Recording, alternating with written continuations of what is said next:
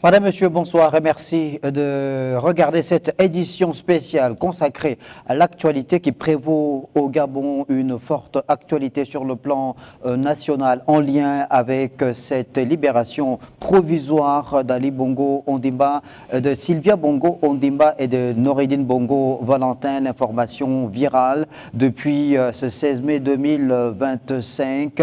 Dans cette édition spéciale, on aura dans quelques minutes l'entièreté de la déclaration du procureur général près la cour d'appel de Libreville, Eddy Minon, qui a donc mis en relief les arguments qui justifient donc cette libération provisoire de Sylvia Bongo Ondimba et Noureddine Bongo Valentin. Pour évoquer cette forte actualité qui prévaut dans notre pays, j'ai le plaisir de recevoir sur ce plateau Jonathan Toutoum-Ngom, universitaire, ancien ministre. Monsieur Toutoum-Ngom, bonsoir. Bonsoir. Et je reçois également Jean-Christian Kombila, journaliste principal, analyste politique et coordonnateur général du mouvement Les Témoins de l'Histoire. Monsieur Kombila, bonsoir. Bonsoir, monsieur Pambo. Merci beaucoup d'être sur le plateau de cette édition spéciale pour faire un décryptage de cette forte actualité en lien donc avec cette libération provisoire dont bénéficient depuis ce 15 mai 2025 Sylvia Bongo Ondimba et Noureddine Bongo Valentin, qui étaient détenus à la prison centrale de Libreville. Avant que nous n'allions dans le vif du sujet en ce qui concerne le décryptage de cette forte actualité, au regard de la confusion qui s'est installée dans l'opinion publique depuis les premières heures du jour, je vous propose d'écouter cette déclaration d'Eddy Minon, procureur général près la cour d'appel de Libreville. 23. Plusieurs personnes ont été interpellées puis entendues.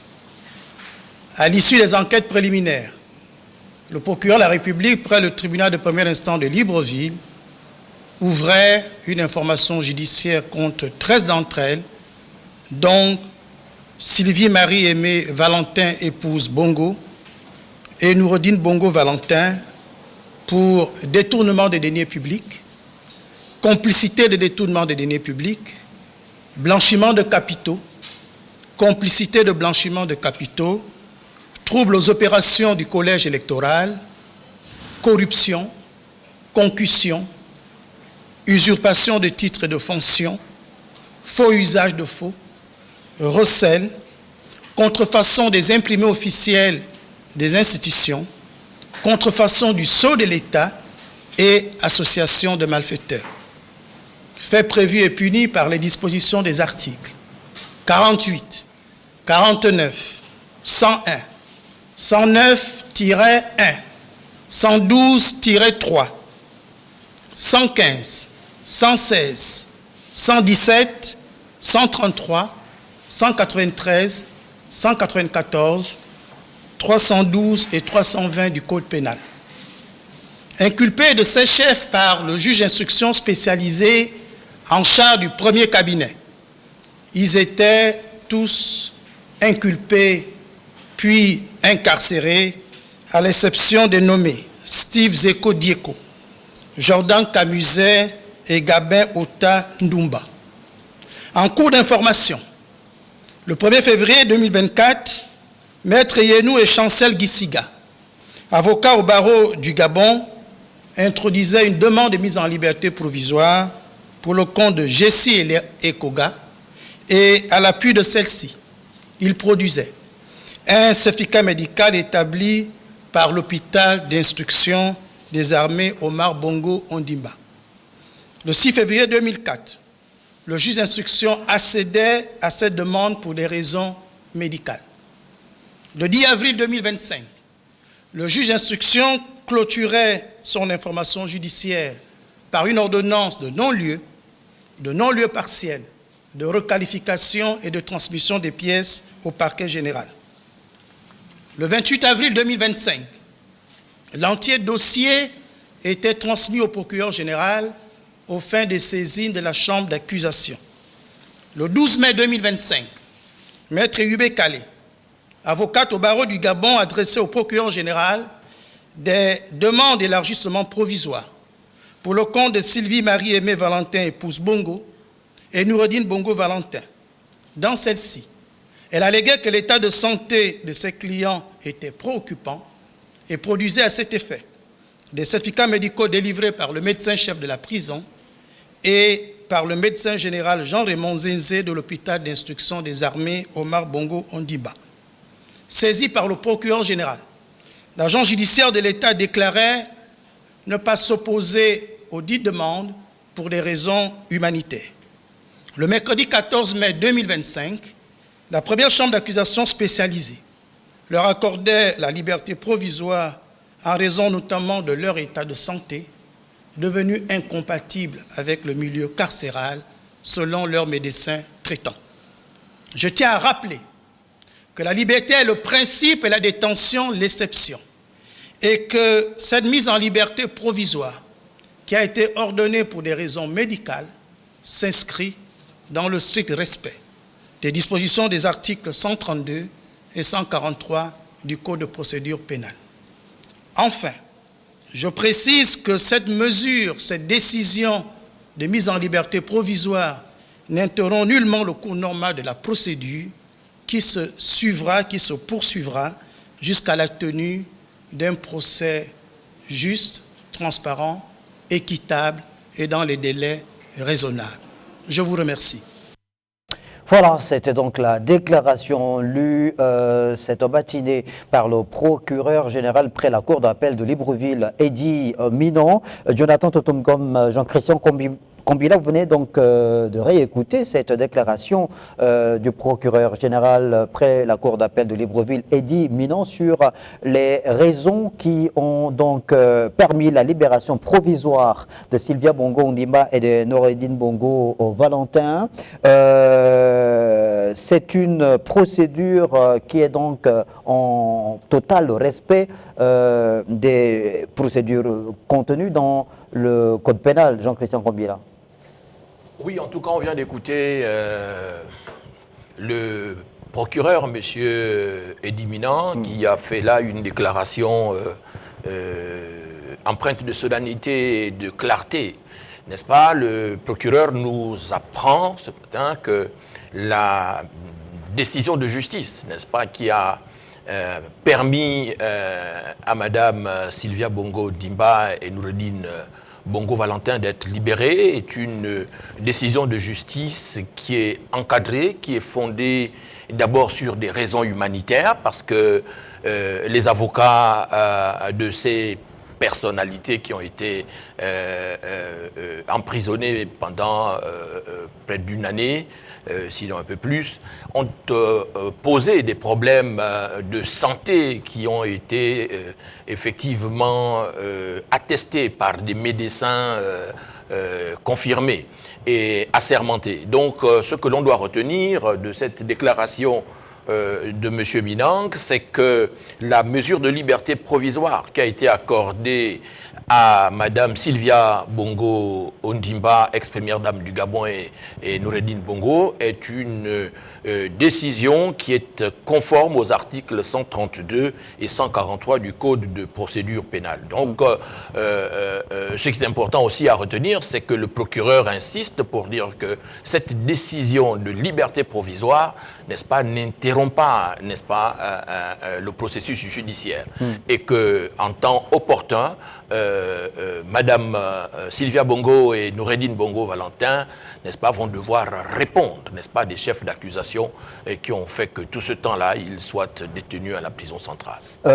Jonathan Totomkom, on sait que le temps de la justice n'est pas le temps des médias.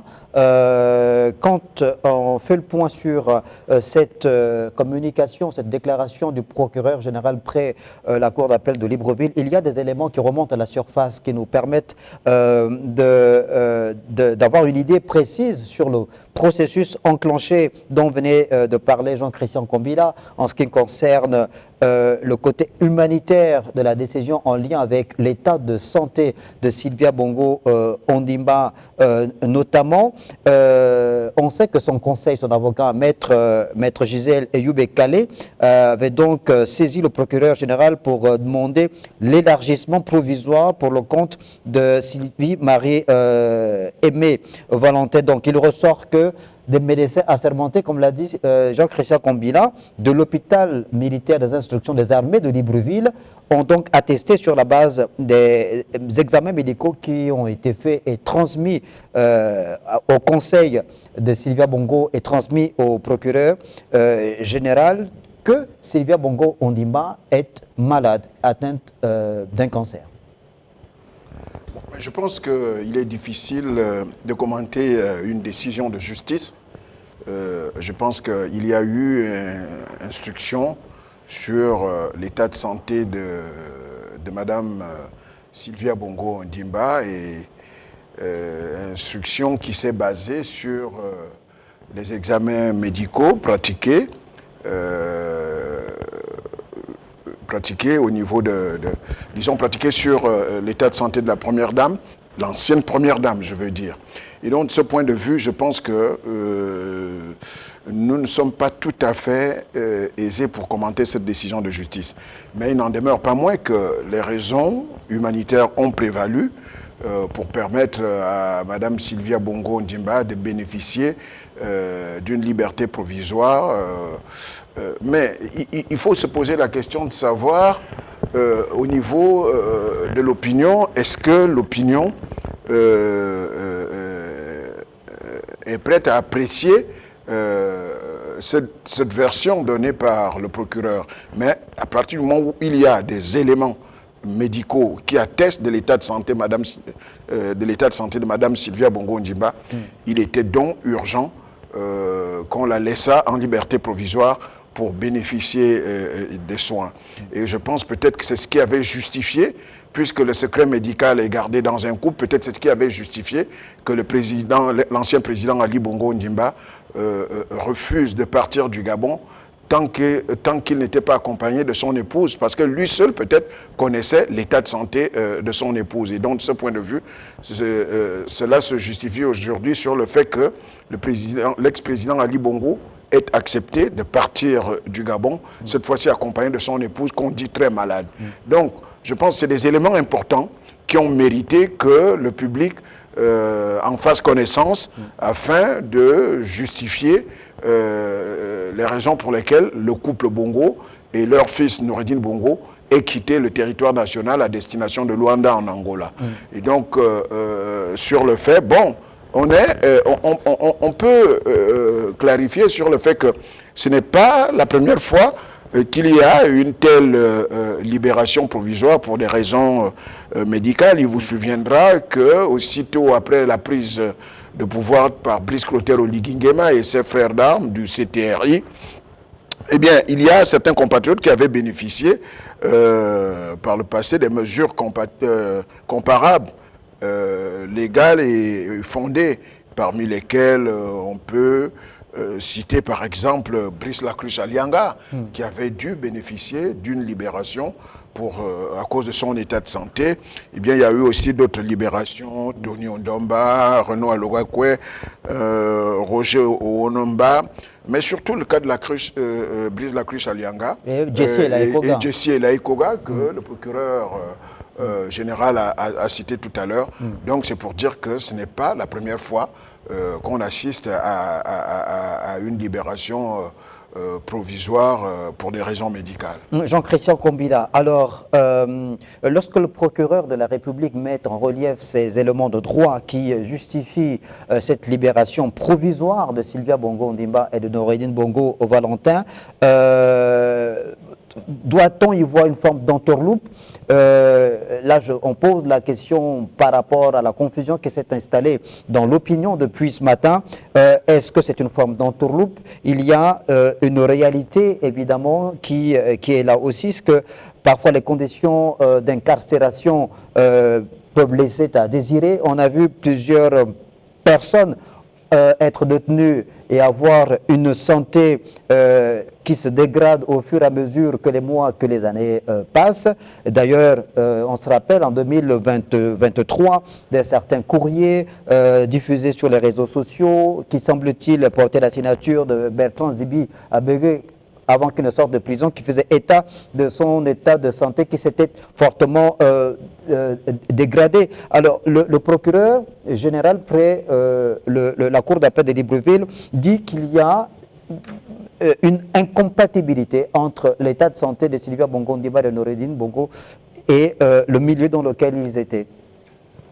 Oui, M. Pango, en effet, le milieu carcéral n'est pas forcément le milieu le plus malsain du monde, mais ce qui est sûr, c'est que dans cet univers-là, souvent les questions de droits de l'homme ont été posées et de plus en plus de gouvernements, dont le nôtre, font et fait, n'est-ce pas, de cette question de droits de l'homme-là une priorité. Donc, le procureur a effectivement fait mention de ce que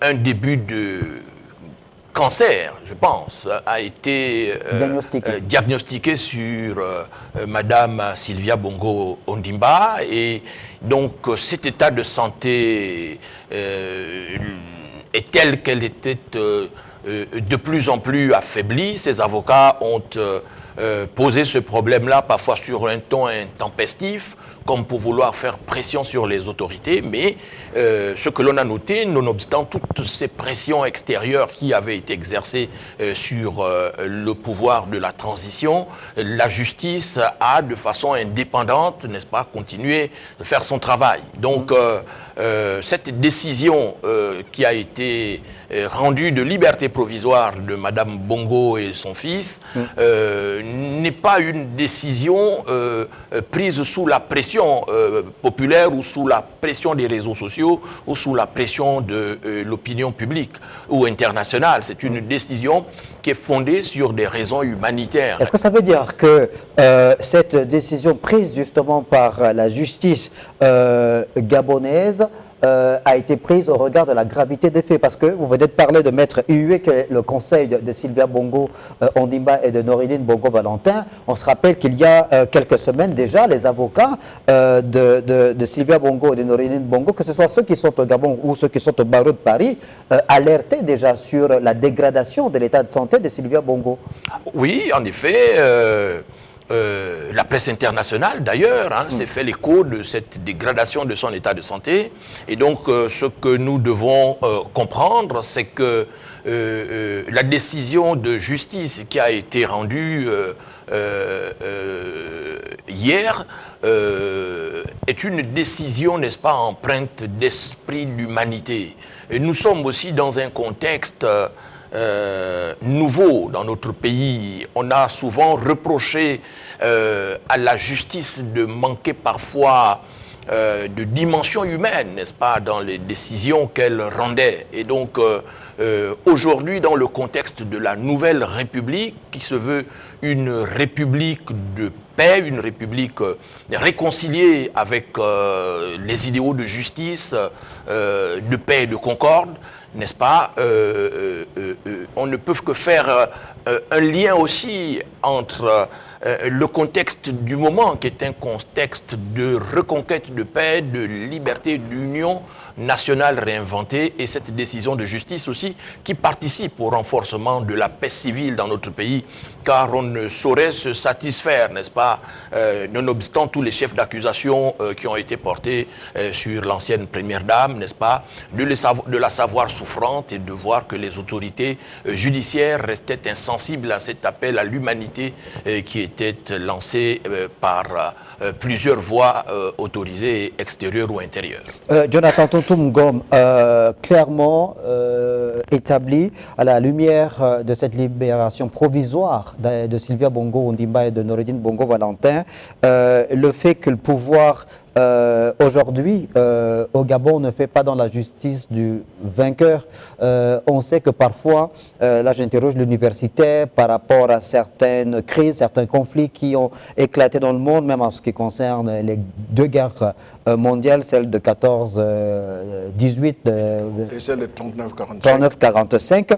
Il y a eu sur le plan du droit international, des Nuremberg qui a été mis en place. On a jugé dont on a estimé qu'ils étaient les principaux coupables de ces barbaries-là. Mais malgré le fait qu'ils aient été reconnus coupables, le droit international a quand même prévu des mécanismes qui garantissent la dignité humaine.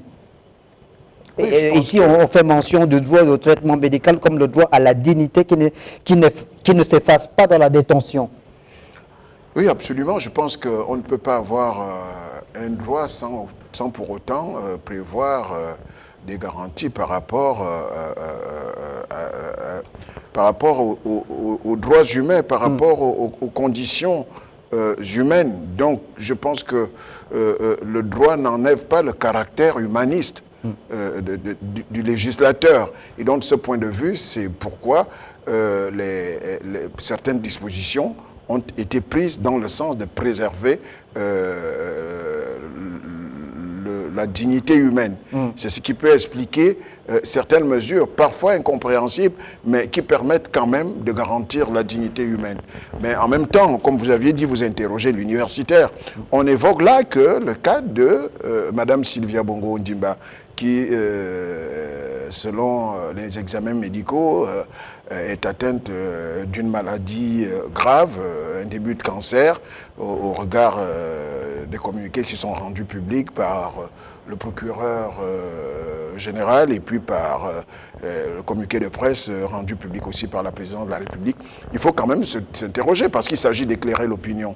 Que du cas de Valentin Noureddine Valentin, puisqu'on évoque le cas de maladie de Sylvia Bongo. Mais qu'est-ce qui justifie aussi la libération, enfin la liberté provisoire de Noureddine Bongo? Si tant est que la détention est individuelle et les chefs d'accusation sont individuels.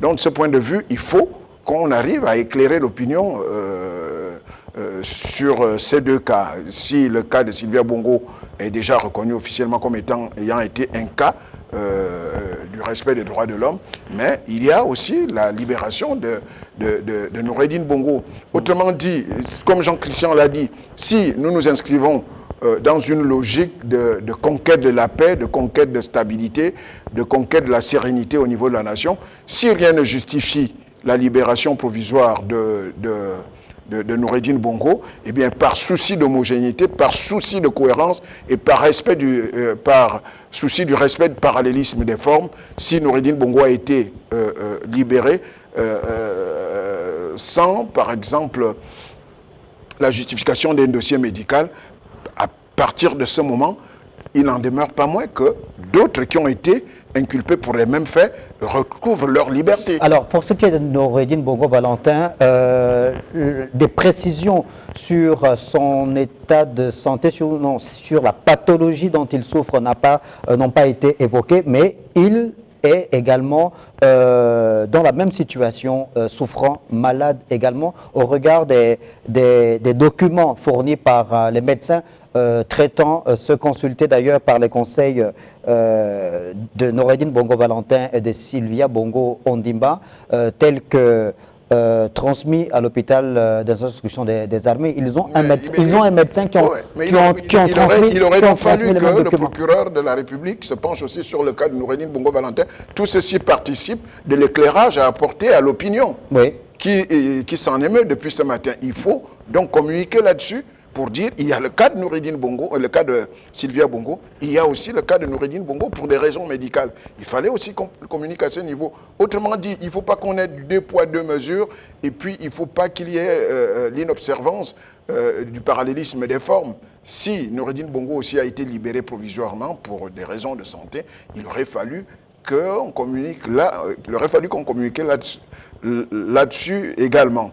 Alors, pour être précis, il faut préciser, Jean-Christian Kombela, que le 12 mai dernier, maître Eyou Bekale Gisèle, qui est donc le conseil de Sylvia Bongo Valentin et de Noureddine Bongo, de Sylvia Bongo Ondimba et de Noureddine Bongo Valentin, avait donc saisi le procureur général pour demander l'élargissement provisoire pour le compte de Sylvie Marie Aimée Valentin, épouse Bongo, et de Noureddine Bongo Valentin, Elle a affirmé donc que l'état de santé de ses clients était préoccupant. Donc c'est l'état de santé des deux, pas seulement de Sylvia, mais également de Noureddine Bongo Valentin, sur la base, justement, on a dit, des documents transmis par le médecin de ces deux détenus au médecin de l'hôpital général qui les a attestés et qui a passé les examens médicaux. C'est l'hôpital militaire des armées qui a confirmé que Sylvia Bongo Ondimba et Noureddine Bongo Valentin sont tous les deux malades.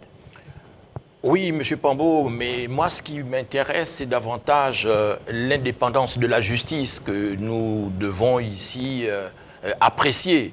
La décision de leur mise en liberté provisoire n'arrête pas le cours normal de l'action judiciaire. Le procureur, M. Minan, qui s'est exprimé tout à l'heure, a indiqué que la justice sera rendue, qu'elle se rendra dans un souci de quête de vérité, dans la rigueur nécessaire, et donc dans le souci surtout, n'est-ce pas, de préserver cette indépendance de la justice. Et ça veut dire qu'il n'y a aucun abandon de charge, c'est ça? Il n'y a donc aucun abandon de charge, hein, selon ce que le procureur nous a dit dans la déclaration officielle qu'il a rendue publique. Mais là aussi, ce qu'il faut relever, effectivement, c'est le fait que l'exécutif n'est-ce pas, n'interfère pas, n'est-ce pas, dans la décision de justice, dans le travail de la justice. Ça, c'est important à relever parce que tout au long de l'année écoulée, les pressions sont venues de partout concernant le cas de Sylvia Bongo Ondimba et de Noureddine Bongo, les avocats, la presse internationale. Mais l'exécutif de la transition s'est tenu à l'écart, n'est-ce pas, de cette affaire et a laissé la justice apprécier de façon objective et indépendante cette situation. Et je pense que c'est cela que nous devons relever ici. Maintenant aussi, l'opinion s'est demandé pourquoi est-ce que c'est en Angola que le président Ali Bongo Ondimba, son épouse et son fils sont allés depuis hier, mais nous devons savoir aussi que le président de la République d'Angola était à Libreville il n'y a pas très longtemps. C'est sans doute l'un des premiers chefs d'État à être venu ici au lendemain de l'investiture du président de la République, ce qui dénote, n'est-ce pas, des relations étroites, n'est-ce pas, qui existent entre Luanda et Libreville. Et d'ailleurs, le président angolais a solennellement et officiellement invité le président Brice Clotaire Oligui Nguema à effectuer une visite d'État, n'est-ce pas, à Luanda. Donc, ce que nous devons savoir, c'est que l'Angola assure la présidence tournante de l'Union africaine. L'Union africaine, dans son acte constitutif adopté à Lomé en 2000, n'est-ce pas, promeut la paix, promeut la sécurité et la défense. Mais le concept de paix ici est très important parce que il requiert, n'est-ce pas, la paix civile à l'intérieur des États. Ici, il ne s'agit pas de paix en tant qu'absence de guerre entre État et État, mais ici, il s'agit de paix civile à l'intérieur des États. Et donc, la décision de justice provisoire, n'est-ce pas, qui a été rendue pour permettre à Sylvia Bongo et à Noureddine de sortir de l'emprisonnement, est une décision qui participe justement du renforcement de la paix civile. Et ça aussi, c'est très important parce que c'est aussi à l'aune de cette paix civile-là qui, elle, est tributaire, n'est-ce pas, de l'application des principes démocratiques que toute la communauté internationale, que l'Union africaine, dont la présidence est assurée par l'Angola, n'est-ce pas, a admis le Gabon, n'est-ce pas, à réintégrer la grande famille de l'Union africaine. Et donc ça aussi, nous devons le relever et le mettre en lien avec le contexte global qui prévaut dans notre pays aujourd'hui. Jonathan Toutoum-Gom, Jean-Christian Kobila venait de parler donc de cette dernière visite de travail et d'amitié de João Lourenço, le président de l'Angola au Gabon, qui avait été reçu en tête-à-tête par Brice Clotaire Oligui Nguema. Il est peut-être le dernier chef d'État à avoir visité Ali Bongo Ondimba avant son départ du Gabon, mais le constat qui est fait, c'est que depuis le 30 août 2023, depuis la transition qui avait été initiée donc après le coup d'État du 30 août 2023, on a vu qu'il y a certains responsables d'organismes internationaux comme le Commonwealth, d'anciens chefs d'État de passage à Libreville, qui avaient pu échanger et discuter avec l'ancien président Ali Bongo Ondimba. Est-ce que c'était un traitement de faveur ou bien c'est dû évidemment au statut d'Ali Bongo Ondimba en tant qu'ancien président de la République? Je ne sais pas si tous les anciens chefs d'État bénéficient ou bien ont bénéficié de l'attention particulière qu'Ali Bongo a eue vis-à-vis des éminentes personnalités qui ont visité le Gabon alors que Ali Bongo était reclus dans sa résidence de la Sablière. Mais je pense que à la lecture des relations internationales, ça devenait un peu gênant de constater qu'à chaque fois qu'une autorité arrivait à Libreville, que ce soit une personnalité d'un organisme international ou un chef d'État ou un chef de gouvernement qui le souhaitait, rendait visite à Ali Bongo. Ça ne donnait pas une image reluisante du fonctionnement du pays, à savoir qu'il y a un président de la République, peut-être président de la transition à l'époque, président de la République, chef de l'État, et puis un ancien président. Et ça pouvait donner l'image d'un bicéphalisme à la tête du Gabon où, d'un côté, il y a un président, un ancien président qui bénéficie de l'attention des chefs d'État et de gouvernement et d'autres personnalités internationales.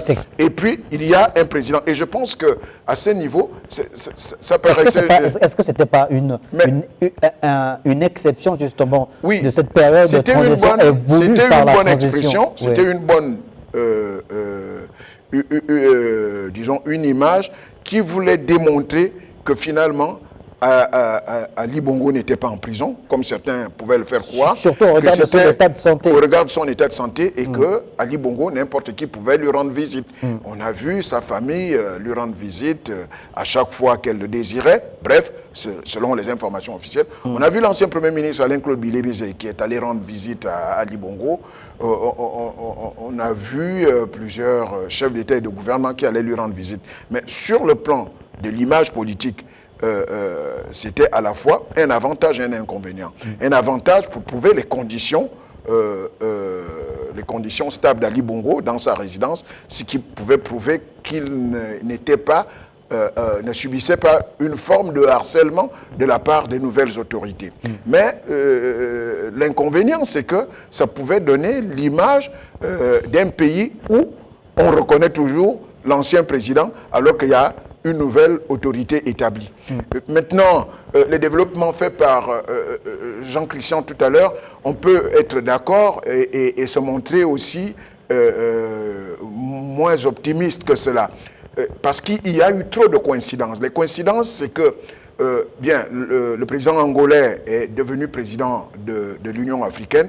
Je pense peut-être qu'il n'a pas pu effectuer le déplacement lors de l'investiture de Brice Clotaire Oligui Nguema, mais qu'il est venu, par exemple, il est venu peut-être au nom de l'Union africaine féliciter le président, surtout au terme d'une élection que toute la communauté internationale reconnaît comme étant une élection bien organisée et surtout une transition bien menée. Ça pouvait s'expliquer. Mais la coïncidence qui brouille un peu l'opinion, c'est que le départ d'Ali Bongo coïncide avec l'arrivée du chef de l'État angolais à Libreville. Et l'opinion, Jean-Christian, pardon de te le dire, l'opinion n'a rien à voir ou bien ne se préoccupe pas de la destination d'Ali Bongo. Qu'il soit à Londres, au Maroc ou en Angola, mais ce qui est important ici, c'est que cette opinion se demande les conditions dans lesquelles Sylvia Bongo et Noureddine Bongo ont été mis en liberté. Et de ce point de vue, les éléments de droit on finit peut-être par convaincre cette opinion que cette libération provisoire repose sur le respect, sur le respect du droit et des droits de l'homme, en ce que les deux compatriotes, Sylvia et Noureddine Bongo, sont malades. Maintenant, sur le plan politique, on ne peut pas empêcher l'opinion de s'interroger sur la concordance des faits et sur le fait que cette sortie du territoire du couple Bongo et leur fils coïncide avec l'arrivée de Lorenzo, le président angolais, à Libreville. Pour éviter en tant que président de l'Union africaine. Voilà. Justement, pour éviter la confusion, vous êtes là en tant qu'expert sur le plateau pour donner la grille de lecture qui permet justement à l'opinion d'avoir une idée précise sur les conditions de libération provisoire de Sylvia Bongo Valentin et de Noureddine Bongo, de Sylvia Bongo Ondimba et de Noureddine Bongo Valentin. Vous voulez rebondir à ce que... Oui, je voulais rebondir à la suite de ce que dit M. Jonathan Toutoumgom pour simplement faire mention de ce que, lors de la cérémonie d'investiture du président Brice Clotaire Oligui Nguema au stade de l'Amitié à Ngonje, n'est-ce pas, la commission de l'Union africaine est venue en équipage renforcé avec une délégation de très très haut niveau qui était conduite par le président de la commission de l'Union africaine, et il a donc félicité le président Brice Clotaire Oligui Nguema au nom de l'Union africaine. Maintenant, le président de la République d'Angola est arrivé dans un cadre bilatéral à Libreville. Il est le président de l'Union africaine. Le président Brice Clotaire Oligui Nguema et son homologue angolais s'étaient vus à Rome. Ils ont eu des discussions en aparté. Le rendez-vous avait été pris à Libreville. Le président angolais est arrivé à Libreville. Il est venu saluer le processus électoral qui s'est déroulé dans notre pays et qui fait de notre pays un modèle, n'est-ce pas, en matière démocratique. Et donc, on ne peut que se féliciter, n'est-ce pas, de ce que Madame Sylvia Bongo Ondimba et son fils aient été libérés, mais de façon provisoire, car ils sont malades. Nous observons que dans notre pays, depuis le début du processus transitionnel, la méthodologie de gouvernance politique du pays est fondée sur l'inclusivité, sur l'association des forces. Justement, et sur pour aller dans la prise en compte des faibles par le pouvoir exécutif. Abonder dans le même sens que vous, Jean-Christian Kombila, cette gouvernance politique implémentée par Brice Clotaire Oligui Nguema depuis le 30 août 2023 repose également sur des institutions restaurées et une justice qu'il souhaite crédible et une gouvernance respectueuse du droit. Oui, une justice qu'il souhaite crédible, c'est-à-dire une justice qui a les moyens de faire son travail, une justice qui ne travaille pas sous la pression des politiques, donc une justice indépendante. Car c'est l'indépendance de la justice, n'est-ce pas, qui est au cœur même du pacte républicain. Une justice qui met le citoyen, quel que soit son âge ou son origine sociale, n'est-ce pas, au même pied d'égalité, n'est-ce pas, devant la justice, devant l'institution judiciaire. Donc ça, c'est important à relever et dire aussi et surtout que dans cette affaire, n'est-ce pas, qui défraie la chronique, n'est-ce pas, l'exécutif est resté à sa place. Et la justice a fait son travail, n'est-ce pas, en toute indépendance. Ça, nous le disons parce que nous étions attentifs au comportement que devait avoir l'exécutif lorsque les pressions se sont faites fortes, n'est-ce pas, dans la presse internationale et lorsque les avocats parisiens, n'est-ce pas, de Madame Bongo et de son fils, n'est-ce pas, sont montés au créneau à plusieurs reprises, n'est-ce pas, pour essayer de secouer le cocotier et obtenir la libération définitive de leurs clients. Mais malheureusement, pour ces derniers-là, la justice est restée ferme, n'est-ce pas, sur l'intérêt pour le plus grand nombre de voir le droit être appliqué, n'est-ce pas, sans complaisance, mais dans toute sa rigueur. Alors, maintenant que le procureur général près la cour d'appel de Libreville a donc fait cette communication, fait d'apporter des précisions sur les mobiles qui ont donc amené cette libération provisoire de Sylvia Bongo Ondimba et de Noureddine Bongo Valentin, on a dit libération provisoire encadrée par la loi conformément aux articles 132 et 143 du Code de procédure pénale. On imagine évidemment que la procédure se poursuit et cette procédure-là va donc naturellement emmener la justice gabonaise à continuer à aller dans le fond par rapport à ces affaires, notamment en ce qui concerne l'incarcération d'autres personnalités qui sont encore détenues dans les joies de la prison centrale de Libreville. Non, mais, Puisque Sylvia Bongo, Ondimba et Noureddine Bongo Valentin ne sont pas libres, les charges n'ont pas du tout été abandonnées, que la procédure va se poursuivre. Donc c'est clair qu'il en est de même pour ceux qui sont toujours incarcérés. Non, mais si, à partir du moment où la justice a décidé du non-abandon des charges, ça signifie que la procédure doit se poursuivre avec, malheureusement, excusez-moi de la répétition, la poursuite de l'instruction pour ceux qui sont encore en détention. Maintenant, cette poursuite judiciaire ne doit pas s'arrêter, même pour ceux qui ont quitté le territoire, notamment Sylvia Bongo et Noureddine Bongo, dont les enquêtes ou l'instruction d'affaires doit pouvoir se poursuivre en dépit de leur absence au sein du territoire. Donc, de ce point de vue, je pense que l'opinion doit être rassurée à ce niveau du fait que la justice n'a pas abandonné les charges qui pèsent sur Sylvia Bongo et sur Noureddine Bongo et sur d'autres compatriotes qui ont été placés en détention pour des mains chefs d'accusation. Jean-Christian Kombila, donc on a parlé tout à l'heure justement de cette posture prise par Brice Clotaire Oligui Nguema depuis le 30 août 2023, qui n'a jamais interféré dans cette procédure initiée. Un pouvoir exécutif qui est resté à sa place, ça vous l'avez dit, mais également la priorité reste le respect de la loi, la paix civile et l'égalité devant la justice. Mais surtout, il y a aussi cette mise en relief des éléments qui doivent justement rassurer l'opinion sur la volonté manifeste des nouvelles autorités à pouvoir dire le droit, rendre la justice et placer tous les Gabonais égaux devant la loi.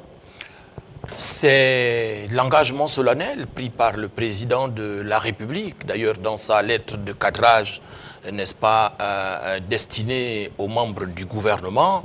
Le président de la République a défini et clairement expliqué les 7 piliers autour desquels va s'articuler la gouvernance politique du pays. La justice figure en très bonne place. La justice, justement, pour lutter contre la corruption, la justice pour mettre fin à l'impunité, n'est-ce pas, dans les comportements déviants que l'on avait observés ces dernières années au sein de l'appareil d'État et dans la haute administration. Donc, c'est vraiment un engagement qui tient à cœur le président de la République. Il a d'ailleurs dit aux ministres, n'est-ce pas, de faire leur travail dans le plus strict respect des lois et règlements en vigueur dans notre pays et que quiconque voudrait se soustraire, n'est-ce pas, du respect de la norme, n'est-ce pas, pourrait le payer, n'est-ce pas, au plus cher devant la justice. Donc, c'est de bon augure. C'est de bon augure que de savoir que la décision de justice donnant une liberté provisoire à Madame Bongo Ondimba à Noureddine n'arrête pas le cours de l'action judiciaire. Elle n'éteint pas les poursuites. Et donc, dans un délai raisonnable, semble-t-il, lorsque Madame Bongo aura recouvré, n'est-ce pas, la plénitude, n'est-ce pas, de son état de santé pour pouvoir comparaître devant la justice, n'est-ce pas, c'est ce que les populations, c'est ce que le peuple entier attend, n'est-ce pas, que justice soit rendue le moment venu. Justement, Jonathan Tuntum Ngom, il y a une soif manifeste de l'opinion du peuple de voir la justice rendue en toute impartialité en République gabonaise, mais la République ne peut ni céder à l'émotion, ni basculer dans la vengeance. Non, la République ne doit céder ni à l'émotion, ni à la vengeance, mais la justice est rendue au nom du peuple. Il est évident que lorsque le peuple souhaite l'application de la justice, il faut que cette application soit de mise. Donc, de ce point de vue, la République n'évolue pas en vase clos, en marge de la population. Et qui est République? Ne rangez pas la République pour des seules autorités. Les autorités ajuste au nom de la population. Pas au nom de l'émotion. Pas au nom de l'émotion. Et la population délègue sa souveraineté aux autorités. Et donc, les autorités doivent faire la volonté de la population. Donc, de ce point de vue, même si la République n'agit pas, bon, je ne dirais pas la République, même si les autorités n'agissent pas avec l'émotion, mais il est évident que les autorités doivent suivre la volonté populaire. Selon le droit. Selon le droit, absolument. Merci beaucoup, Jonathan Toutoumgom, pour cette conclusion. Merci également, vous, Jean-Christian Kombela, d'être passé sur le plateau de Télé Africa dans le cadre de cette édition spéciale consacrée à cette actualité en lien avec cette libération provisoire de Sylvia Bongo Ondimba et de Norodine Bongo Valentin.